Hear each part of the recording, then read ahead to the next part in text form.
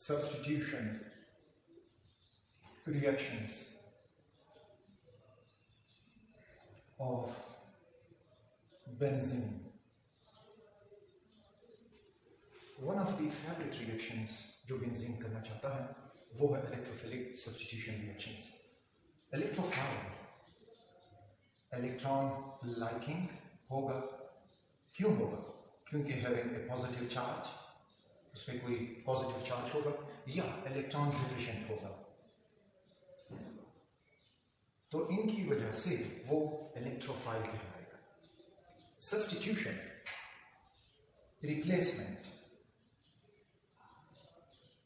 एक एटम या ग्रुप आए, दूसरे एटम या ग्रुप को अपनी जगह से हटाए, तो इसको हम कहेंगे सब्स्टिट्यूशन रिएक्शंस.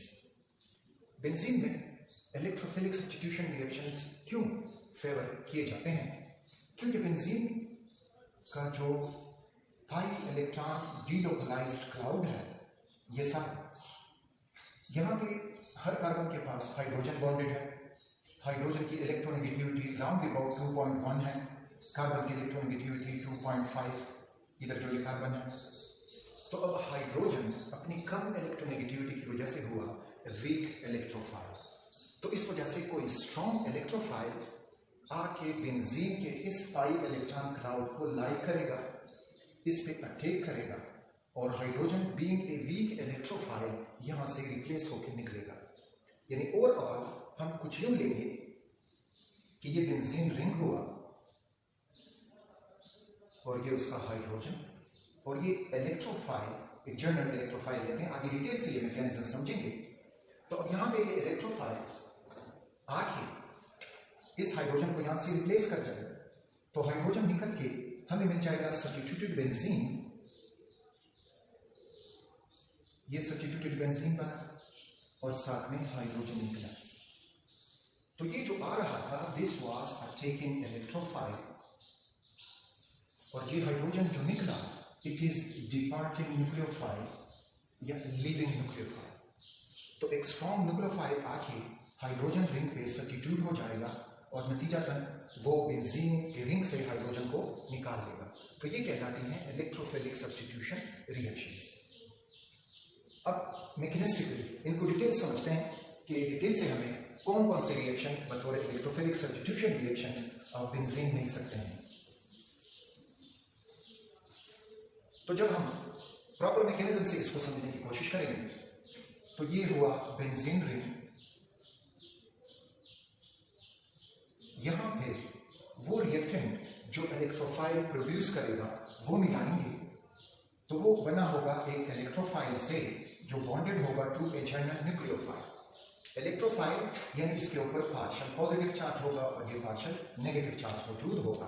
तो ये रिएक्टेंट एक कैटलिस्ट की जरूरत पड़ेगी ताकि वो इस रिएक्टेंट से ये इलेक्ट्रोफाइल निकाल दे.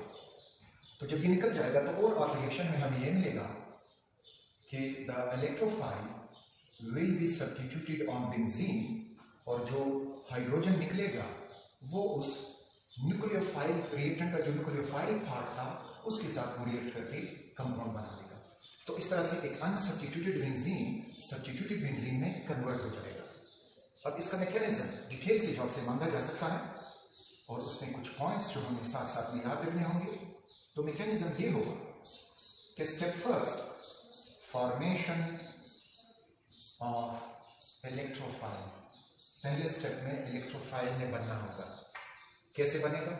हम जो कैटलिस्ट इस्तेमाल करते हैं, तो ये जो रिएक्टेंट है जिससे हमें इलेक्ट्रोफाइल निकल के मिलेगा, वो कैटलिस्ट उसके साथ इंटरेक्ट करके उससे इलेक्ट्रोफाइल निकलवा देगा, और न्यूक्लियोफाइल यानी रिएक्टेंट का जो बाकी हिस्सा है वो कैटलिस्ट अपने साथ खींच के रखेगा रिएक्शन के आखिर तक. तो न्यूक्लियोफाइल कैटलिस्ट कॉम्प्लेक्स बन जाएगा.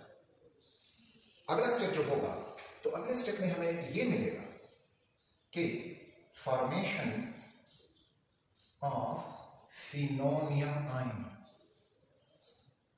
या इसको हम सिग्मा कॉम्प्लेक्स भी कह सकते हैं. ये बनेगा अगले स्टेप में. तो ये कैसे बनेगा कि electrophile will attack on benzene ring. This is the benzene ring. और ये बेंजीन के पाई बॉन्ड हुए। यहाँ पे एक हाइड्रोजन हम मेंशन करते हैं अपने मैकेनिज्म को समझने के लिए। ये इलेक्ट्रोफाइल जनरेट हुआ है पहले स्टेप में। अब ये इलेक्ट्रोफाइल रिंग पे अटैक करेगा, तो अटैक कुछ यूं होगा कि यहाँ का ये जो पाई बॉन्ड है ये इस कार्बन की तरफ टूट जाएगा। तो रिमेंबर, एरो हेड वो नेगेटिव चार्ज शो करेगा और arrow tail positive charge show करेगा। और फिर ये भी याद रखेंगे कि अगर हम मैकेनिज्म में एरो पेयर बनाएंगे तो arrow will point from the negative towards the positive. तो यहाँ पे जो नेगेटिव चार्ज है वो इस इलेक्ट्रोफाइल को ड्रैग करेगा, because this is a strong electrophile compared to hydrogen. तो ऐसा करने से हमें ये आयन मिल जाएगा कि यहाँ पे कार्बन के पास हाइड्रोजन भी है और इलेक्ट्रोफाइल भी आया, जबकि ये कार्बन पॉजिटिव चार्ज रह जाएगा और बाकी डबल बॉन्ड अपनी जगह पे मौजूद है। So this structure is known as phenonium ion और सिग्मा कॉम्प्लेक्स। तो remember, sigma complex benzene ring पे पॉजिटिव चार्ज सर्कुलेट कर रहा हो और इलेक्ट्रोफाइल भी मौजूद हो, सिग्मा बॉन्ड बना चुका हो विद दी कार्बन, तो इस वजह से इसको सिग्मा कॉम्प्लेक्स कहते हैं। फिर जो ये सिग्मा कॉम्प्लेक्स है खुद को रेजोनेंस से स्टेबलाइज कर देता है और इसके 3 रेजोनेटिंग स्ट्रक्चर बन सकते हैं। तो स्टेबलाइजेस इटसेल्फ बाय रेजोनेंस। कैसे? यही स्ट्रक्चर दोबारा बनाते हैं। हमने ये स्ट्रक्चर बनाया, positive charge, hydrogen, the attacking electrophile, pi bond and pi bond. अब क्या होगा, मैकेनिज्म को देखते जाएं। ये पॉजिटिव चार्ज यहां पे नहीं टिकता, रिंग पे घूमना शुरू कर देता है। तो कैसे होगा?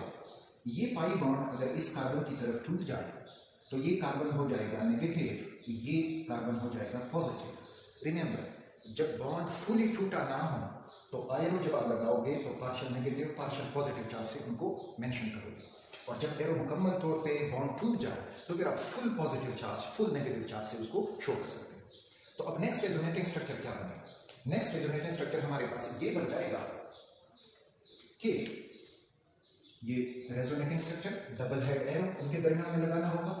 ये हुआ हमारे पास ये पुराना डबल बॉन्ड ब्लैक से रिप्रेजेंट किया, hydrogen and electrophile.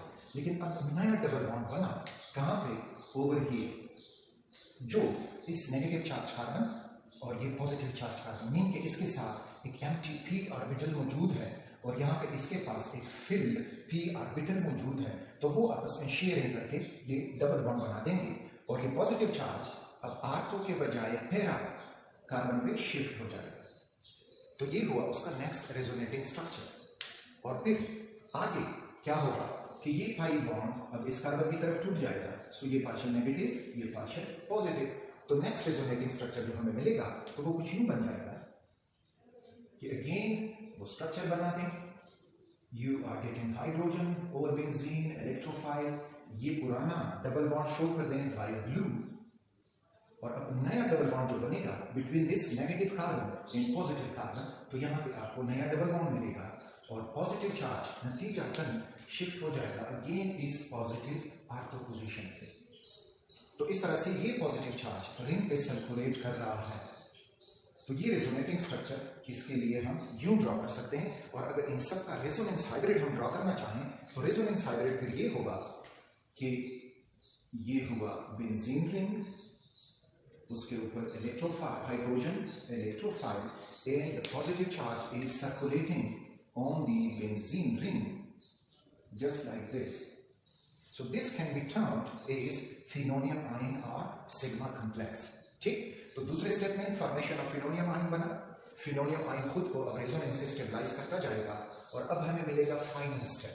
Final step में अब जो डिपार्टिंग इलेक्ट्रोफाइल हाइड्रोजन वो निकलेगा। तो यहां पे ही फाइनल स्टेप अपने लिए लिखते हैं, that is the third step, departure of leaving या departing electrophile that is hydrogen. तो सिग्मा कॉम्प्लेक्स बनेगा दोबारा। थर्ड स्टेप में हमने सिग्मा कॉम्प्लेक्स बनाया, और इसमें कहीं पर भी वो पॉजिटिव चार्ज आप मेंशन कर सकते हो, not on the meta position but on थेरा या आर्थो पोजीशन पे। ये हाइड्रोजन, ये इलेक्ट्रोफाइल। अब यहाँ पे हमें जो मिलेगा वो ये कि जो हाइड्रोजन का बॉन्ड है वो इस कार्बन की तरफ टूट जाएगा। So this carbon will become partial negative and hydrogen partial positive. तो इस तरह होने से हमें मिल जाएगा the final substituted benzene, double bond यहाँ पे, डबल बॉन्ड ये, और अब यहाँ पे डबल बॉन्ड बन जाएगा and you will get the substituted benzene with leaving electrophile that is hydrogen ion. और अब ये हाइड्रोजन आयन, उसके लिए न्यूक्लियोफाइल कैटलिस्ट मौजूद है। तो फोर्थ स्टेप में जो न्यूक्लियोफाइल और कैटलिस्ट है तो उसमें हाइड्रोजन आयन रिएक्ट करके you will get hydrogen ion nucleophile and catalyst is regained. Catalyst जो है वो फाइनल में केमिकली अनचेंज रह जाएगा और वो हमें मिल जाएगा।